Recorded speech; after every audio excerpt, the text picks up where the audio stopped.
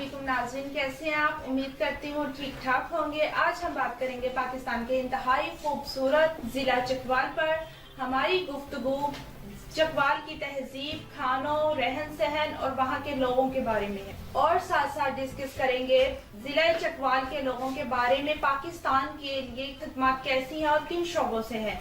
तो आए चलते हैं राजा मुश्ताक की तरफ, जिनका अपना ताल्लुक इसी खूबसूरत जिला से है। अस्सलाम वालेकुम राजा साहब। जी वालेकुम सलाम, थैंक यू सो मच। इंशा बड़ा अच्छा लगा कि आपने इस चैनल पे आगाज ही चकवाल शहर से किया, जो कि मेरा अपना शहर है। मेरा बड़ा अच्छा बचपन गुजरा चकवाल में, और चकवाल के तहसील तलागंग में, जहाँ पे एक बचपन जो आपको पता है ना कि बचपन की यादें जो हैं वो नहीं जाती, और बचपन जो टाइम है वो मतलब नहीं मिलता। राजा साहब, इस शहर का नाम चकवाल कैसे पड़ा? इंशा यहाँ पे एक कबीला था, मीर मनहास कबीला, जिनके बड़े थे चाकू खान। उस मुनासबत से वो चाकू खान से चकवाल जो है वो नाम पड़ा। बस वो उसी तरह फिर जो है वो चलते चलते आज इसका नाम जो है वो चाकू से चकवाल हो गया। जैसे कि मैं आपको बताऊं कि चकवाल की जो हिस्ट्री है, इससे पहले इसका जो जिला था चकवाल, ये जिला अटक में आता था, उसके बाद जेलम बन गया। सर, ये जेलम के बारे में भी बताइएगा थोड़ा सा। जेलम जो है, जेलम यहाँ पे बड़े बड़ी जमाने कदीम की बात है कि यहाँ पे जंगजू आते थे, तो यहाँ पे जंगे हुआ करती थी, और यहाँ पे आके ना वो झंडा लगाते थे अपना। तो इस वजह से झंडा जो है वो झंडे को कहते थे अलम।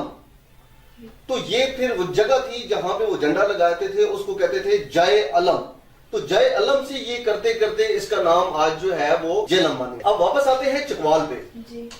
तो चकवाल भी एक बहुत कदीम शहर है। इससे पहले आप देखें कि यहाँ पे इसके अंदर जो कदीमी इमारतें हैं यहाँ पे, या कदीमी जो मकामात हैं, उनको अगर आप देखें तो कटास राज जो है वो भी चकवाल के अंदर पाया जाता है। कटास राज की जो जहाँ पे जो हिंदुओं की इबादत गाह थी, 20,000 साल पहले की बात है। 20,000 साल पहले, तो फिर इसका मतलब है ये जिक्र तो महाभारत में भी होगा इस चीज। बिल्कुल इंशा, इसका जिक्र बिल्कुल महाभारत में भी है। हजारों साल पहले जो है महाभारत में ये इसका जिक्र आया है। जो राज कटास है ये इससे भी पहले की कबल अज़ कदीम की बात है। सर, चकवाल के और भी मुकाम आते हैं वहाँ पर, जैसे कि यहाँ पे किला नंदना जो है ये भी एक बहुत कदीमी किला है। सर, मतलब ये बताएंगे ये खौफ के हवाले से इतना ज्यादा क्यों कहा जाता है, ऐसा यहाँ पर क्या होता है? इसके बारे में मिथ है कि यहाँ पे 12 सरों वाला जो सांप है वो होता है, और मजीद इसके हवाले से काफी डरावनी बातें की जाती हैं। मैं ये सोच रही थी, मतलब खौफ जो है वहाँ सांपों का, या इससे अलावा और भी वहाँ पर कुछ ऐसी चीजें हैं, असरात हो गए, जस्ट लाइक कुछ और हो गया?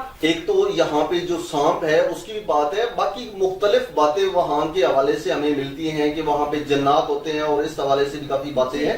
और दूसरा जो इसका रास्ता है वो इंतहाई कठिन है, ऊंची नीची रहे, और हर बंदा वहां तक जाता भी नहीं है। सर, मतलब इस किले में रहना नामुमकिन सी बात होगी है हर किसी के लिए? नहीं इंशा, ऐसी बात नहीं है। नामुमकिन बात बिल्कुल भी नहीं है। यहाँ पे हमारे जो एक बहुत बड़े साइंसदान थे अल बैरूनी, तो वो यहाँ पे आके रहते रहे हैं, और इसके अलावा यहाँ पे इस जगह पे बैठ के, किला नंदरा में बैठ के, उन्होंने जो हमारी जो पूरी जमीन का अहाता किया था यहाँ पे बैठ के किला नंदरा में। तो मतलब ऐसी बात नहीं है कि वहां पे कोई रह नहीं सकता, लेकिन ये है कि एक खौफ व हरास का वहां पे माहौल क्रिएट कर दिया गया है। उसकी वजह से लिहाजा जो मतलब बाहर बंदा मतलब उस तरफ जाने की कोशिश नहीं करता। सर, कुछ और बताइएगा।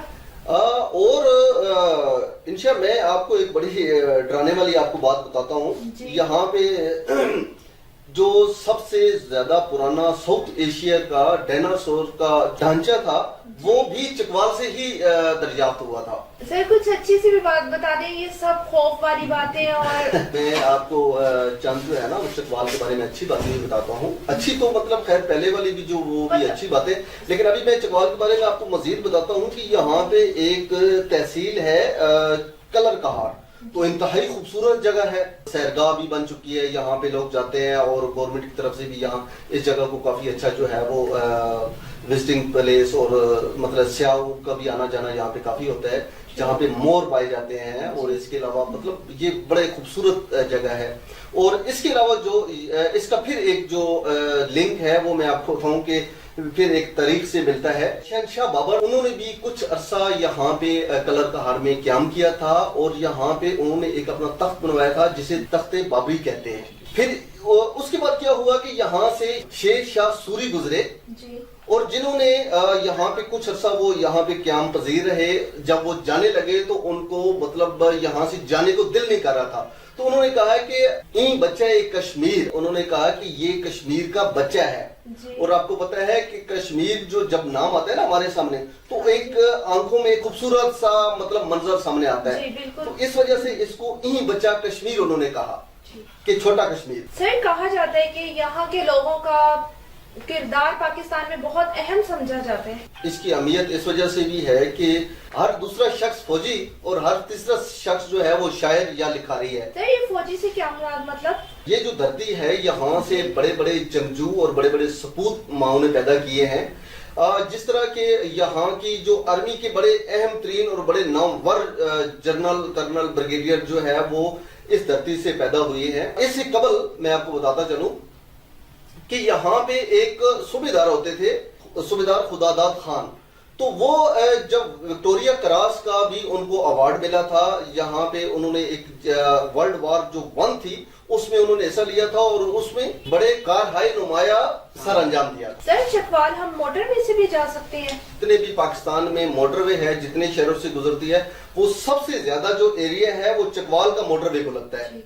ठीक है, जो कि कलर कहार से शुरू होता है, बल्कि कलर कहार की पहाड़ियों से शुरू होके और आगे जो है वो चक्री तक ये चकवाल का एरिया है।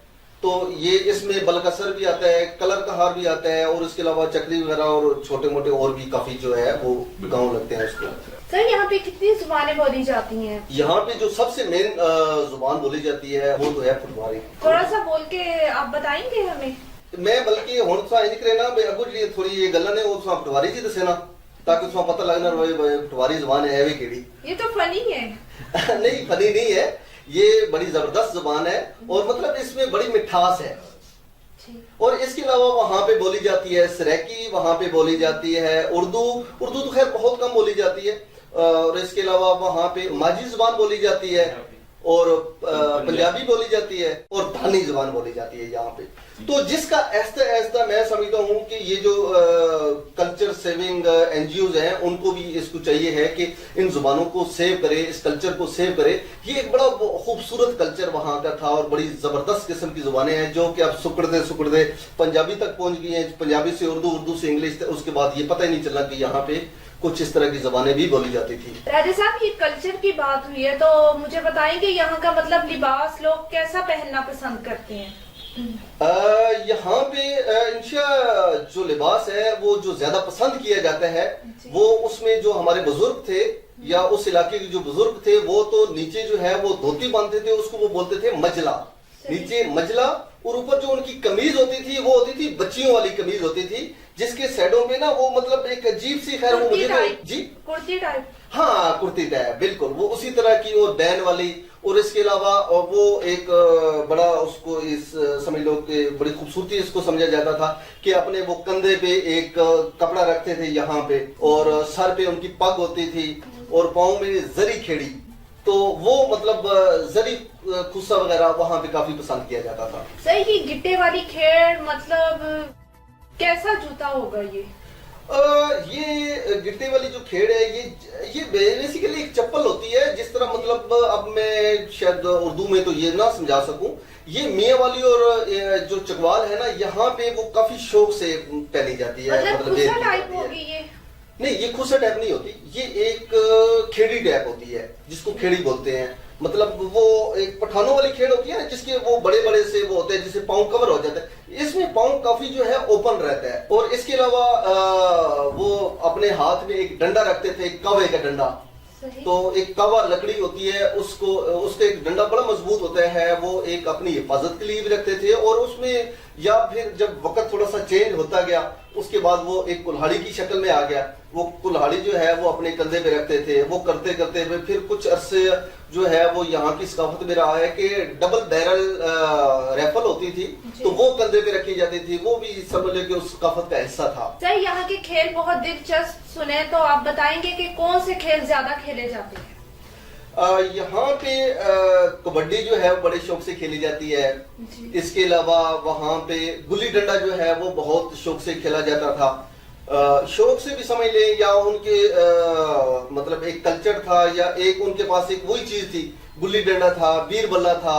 اب تو خیر کرکٹ بھی وہاں پہ کھیلی جاتی ہے. کافی عرصہ ہاکی وہاں پہ چلتی رہی اور فٹ بال وغیرہ.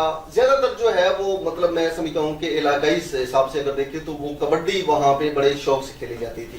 ہاں اس کے علاوہ وہاں پہ جو اگر ہم کلچر کی بات کریں یا شوق کی بات کریں تو وہاں پہ بٹیرے رکھے جاتے ہیں. بٹیر رکھتے ہیں لڑائی کرانے کے لیے. تیتر, وہاں پہ کالا تیتر بہت مشہور ہے اور اس کی لڑائی بھی کرائی جاتی ہے. ساتھ بیل وہاں بہت شوق سے پالے جاتے ہیں اور بیلوں کو میں سمجھتا ہوں کہ ان کی بڑی ایک اہمیت ہوتی ہے گھر میں. ابھی تک وہاں پہ بیل رکھے جاتے ہیں اور بلکہ ان کے بڑے بڑے نام دیے جاتے ہیں. ایون کہ گھر میں جتنی 2-3 گائے بھینسیں ہوتی تھیں ان کا دودھ جو ہے نا وہ نکال کے ان بیلوں کو پلایا جاتا تھا اور ان کی صفائی کے لیے اور ان کو اٹھانا بٹھانا یہ وہ اپنے بچوں سے کم ان کو نہیں سمجھتے تھے. اور اس کے بعد سال کے بعد ایک میلہ لگتا تھا وہاں پہ. بیل جو ہے وہ ان کو دوڑایا جاتا ہے. ایک پنجالی ان کی گلے میں ڈال کے اور ان دونوں کو دوڑاتے تھے. ایک بندہ جو ہے وہ پیچھے سے پکڑ کے اور اس طرح یہ ایک بڑا ایک خوبصورت قسم کا وہاں پہ ایک ماحول بنتا ہے. تو کبھی اتفاق ہوا تو انشاءاللہ آپ کو دکھائیں گے.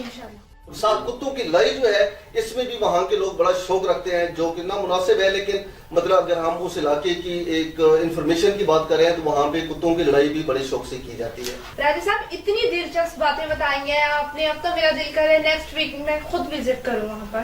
جی موسٹ ویلکم. راجہ صاحب وہاں کی مشہور سوغاتیں کیا ہے؟ انشاء وہاں پہ جو نمبر 1 پہ آتی ہے میں سمجھتا ہوں کہ وہاں کی جو مونگ پھلی ہے وہ پاکستان کی کیا بلکہ میں سمجھتا ہوں کہ ایشیا کی جو مزیدار مونگ پھلی ہے نا, جو ٹیسٹی مونگ پھلی ہے وہ چکوال میں ہے. اور چکوال 2-3 خاص کر کے ابھی جو اس وقت کی صورتحال ہے اس میں سمجھتا ہوں کہ 2-3 ایسی سوغاتیں ہیں کہ جس کی وجہ سے ایک تو مینوفیکچرنگ ہے وہ ہے پلوان کی ریوڑی اور دوسری جو خداداد ہے وہ ہے مونگ پھلی. تو مونگ پھلی جو ہے ایون کہ میں نے مطلب پوری دنیا میں کافی اور ممالک میں مونگ پھلی کھانے کا اتفاق ہوا, لیکن جو پنجاب کی اور خاص کر کے چکوال کی مونگ پھلی ہے نا اس کا جواب نہیں ہے. اور اس کے علاوہ میں آپ کو بتاؤں کہ جو پلوان ریوڑی ہے, پلوان ریوڑی بھی بلکہ میں سمجھتا ہوں کہ دنیا کے مختلف اگر ایئرپورٹ پہ آپ جائیں تو وہاں پہ آپ کو یہ ویلکم کرتی ہے. مختلف ایئرپورٹ پہ مجھے اتفاق ہوا دبئی میں اور سنگاپور وغیرہ اور جہاں پہ بھی میں گیا ہوں تو خاص کر کے ایئرپورٹ پہ میں نے دیکھی ہے کہ وہاں پہ جو شاپس ہیں وہاں پہ پلوان ریوڑی جو ہے لگی ہوتی ہے. تو پلوان ریوڑی جو ہے یہ ایک بڑی زبردست قسم کی میں سمجھتا ہوں کہ ریوڑی ہے اور پاکستان میں اس ریوڑی کا نام ہے. شاید اگر آج پلوان ریوڑی نہ ہوتی تو ریوڑی کو لوگ سمجھتے ہی نہ. پتاشا آپ کو پتہ ہے نا کہ وہ آج ناپید ہو گیا ہے, وہ نہیں ملتا. وہ ایک خوبصورتی تھی, وہ شادیوں بیاہوں کی اور خوشی کے موقع پہ پتاشوں کا استعمال ہوا کرتا تھا. تو اسی طرح ریوڑی جو ہے میں سمجھتا ہوں کہ پلوان کی ریوڑی نے ریوڑی کا نام ابھی تک زندہ رکھا ہوا ہے. سر اسے پہلوان کی ریوڑی کیوں کہا جاتا ہے؟ مطلب یہ چکوال میں ہے تو چکوال کا نام اسے کیوں نہیں دیا گیا؟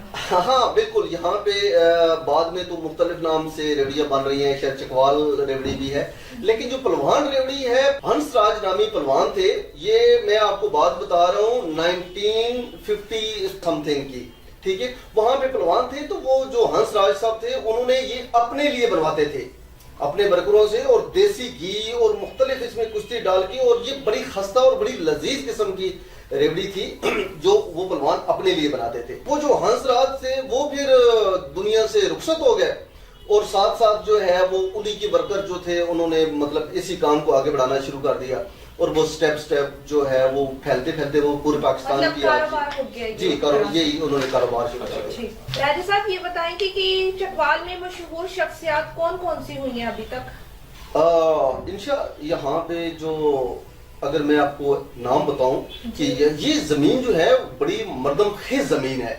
یہاں پہ بڑے بڑے نام جو ہے وہ پیدا ہوئے ہیں, بڑے نامور شخصیات پیدا ہوئی ہیں, بڑی قداور شخصیتیں یہاں سے بلونگ کرتی ہیں, جس میں سرفہرست میں آپ کو بتاؤں کہ اگر ہم پاکستان سے باہر نکلے انڈیا کی طرف چلتے ہیں, سب سے پہلے میں آپ کو بتاؤں کہ منموہن سنگھ صاحب, منموہن سنگھ جو انڈیا کے پرائم منسٹر رہے ہیں ان کا بھی تعلق چکوال سے تھا.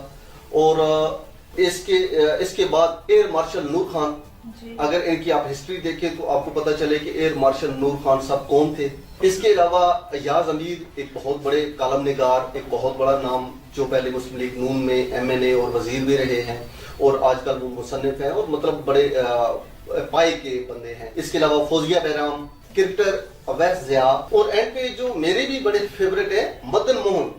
سر مدن موہن کون ہے؟ مدن موہن ایک برصغیر کے سب سے بڑے کمپوزر تھے. سر میں نے تو ان کا کوئی بھی گانا نہیں سنا، کوئی بھی کمپوزیشن نہیں سنی.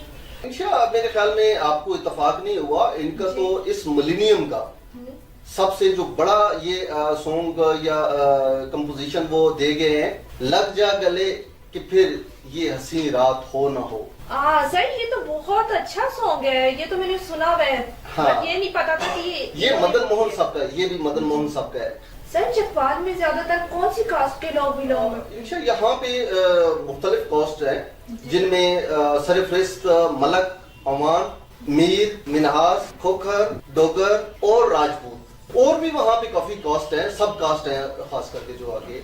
تو اس میں میں آپ کو بتاؤں کہ جو آرمی میں یہاں کے جو سپوت ہیں، جو یہاں کے نوجوان رہے ہیں، ان میں نامور میں آپ کو بتاؤں کہ جنرل مجید صاحب جی ایک بہت بڑا نام ہے چکوال میں. جنرل حمید گل سر؟ نہیں حمید گل نہیں، یہ جنرل حمید تھے. سر میری آپ سے گزارش ہے آج پوٹوہاری زبان میں آپ سائن آؤٹ کریں. وہ ای والی جو تھی وہ اچھی تھی زبان. اچھا تھینک یو سو مچ. جی بالکل بڑی مہربانی تسی ساڈے نال رہے ہو اس پروگرام دے وچ. اس پروگرام دا ٹائم مک گیا تے ہن اساں دیو اجازت تے ملنے ایک جڑے نوی ویڈیو بن سئی ہے اس سنا انشاءاللہ ملاقات دوبارہ ہو سی. تے اس وقت تک راجہ مشتاق تے انشاء ندیم نو اجازت تے اللہ خیر تے بیڑے پار.